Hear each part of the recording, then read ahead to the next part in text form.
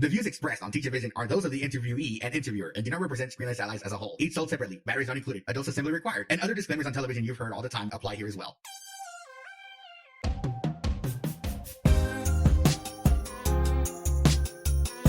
Hello and welcome to Teachavision, where everyone has a different vision on learning. My name is Jose Briceño, and I welcome you to episode number 1 of this podcast from Screenless Allies. In this episode, we're going to begin a series of an interview that I did with a teacher of the visually impaired. You're probably asking yourself, what is a teacher of the visually impaired? Well, this teacher works with students who are blind and visually impaired. These teachers are in charge of making things in the classroom more accessible. That is, making them either into Braille material or an accessible digital format, so that way the student can also work in classes. They also talk about independent living and many other skills. In this series, we'll be talking to Courtney Greer, a teacher of the visually impaired based out of Amarillo, Texas. In this part, we'll discuss with Courtney about how she got into this field in the first place, and a little bit of a background of what she did before she actually got into teaching. We hope you enjoy this series. And now, on with the show.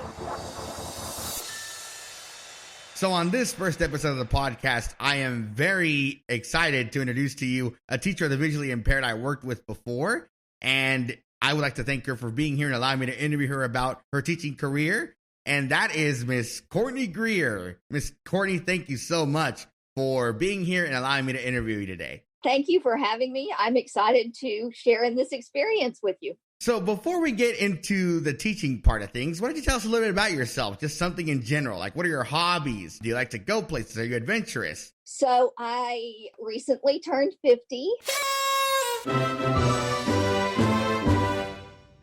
I am the mother of 4 amazing children. My daughter is 27. Then I have a 19-year-old and a set of 14-year-old twins. I have 2 granddaughters. I like to read in my spare time. I like to be outdoors, hiking, swimming, snow skiing. I like visiting amusement parks.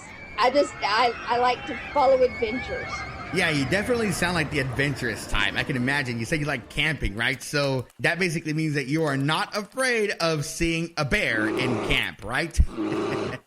I would be afraid of the bear. I have a good, sensible, realistic fear of things, but I've been on camping trips where I've had deer actually walk right through my camp. Oh, wow. I go camping where there are bears, but we take lots of precautions. We lock everything up. We don't leave things out. We want the bears getting into our stuff or coming too close to camp. Right. You definitely want to make sure that those bears don't eat you, right? You don't want them to have meat. You want to have meat for dinner, and preferably not from a bear, right? Exactly. That definitely makes a lot of sense. So this leads to the question, since you definitely talked about you being adventurous. So tell me, what led you to want to become a teacher? What adventure were you on when you decided, you know what, I would definitely like to teach? Well, to be honest, I started out my education as a psychology major.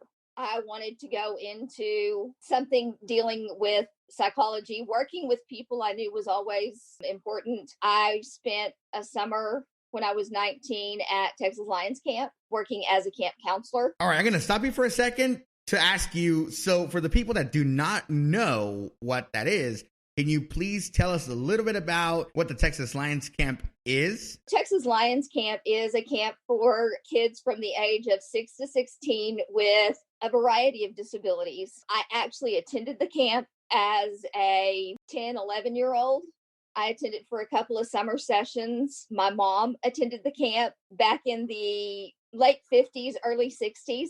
And then I went back as a counselor when I was 19 or 20. The camp has been in existence for more than 50 years, and it is a free camp for all kids with disabilities in the state of Texas. Okay, so this is an exclusive camp for disabilities, correct? Yes. Okay, yeah, because you definitely have visually impaired, totally blind, people with seizures, epilepsy. You have a general session for diabetics at the end of the summer, correct?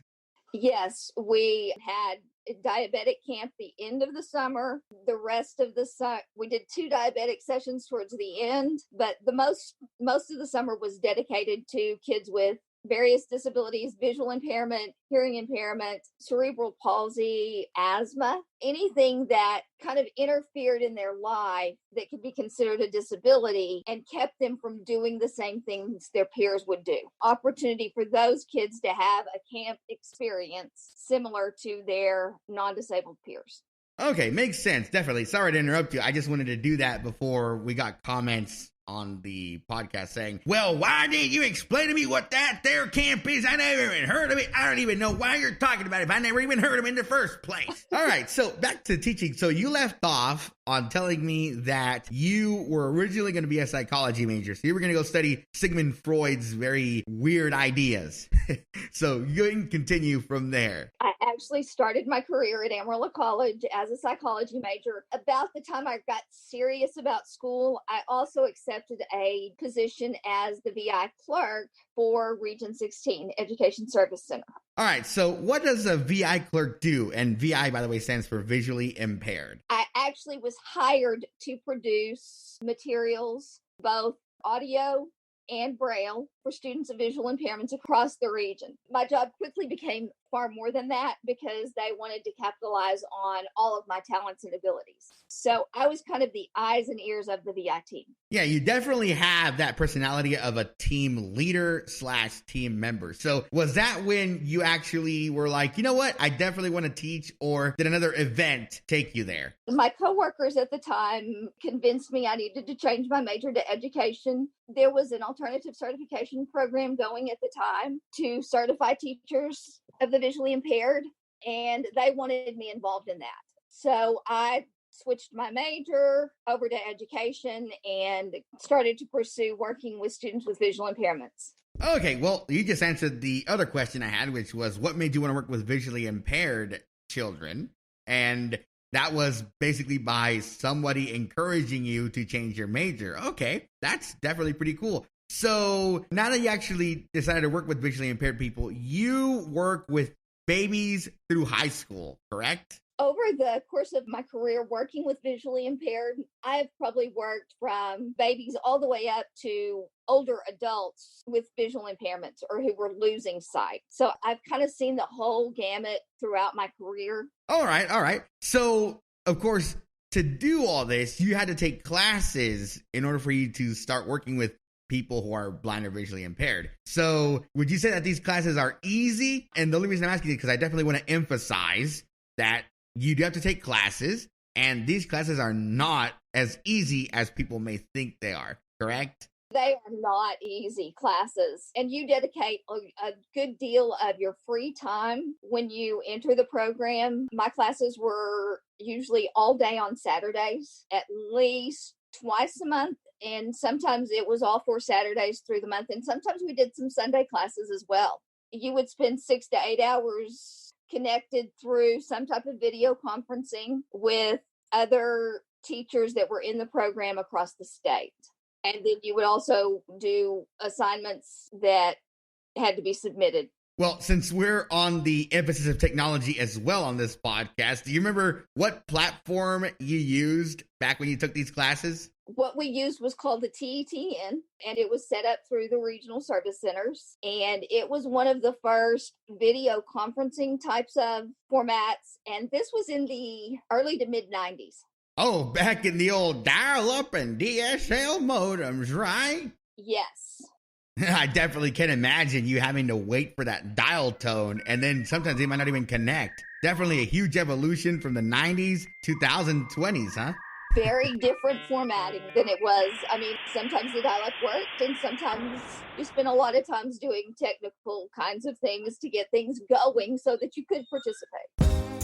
Thank you for joining us for part 1 of this interview with Courtney Greer. We'll see you next time for part number 2, where she will discuss the importance of creativity in the field along with her teaching style. Meanwhile, if you want to get in contact with us, check out our website, screenlessallies.com.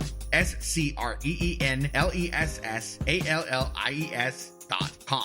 You can also email us at info@screenlessallies.com. Like us on Facebook, facebook.com/screenlessallies official. And of course, please subscribe to our podcast if you have not done so. And also, please share with your friends and let them know that here we want to share everyone's vision of learning. Thanks for listening.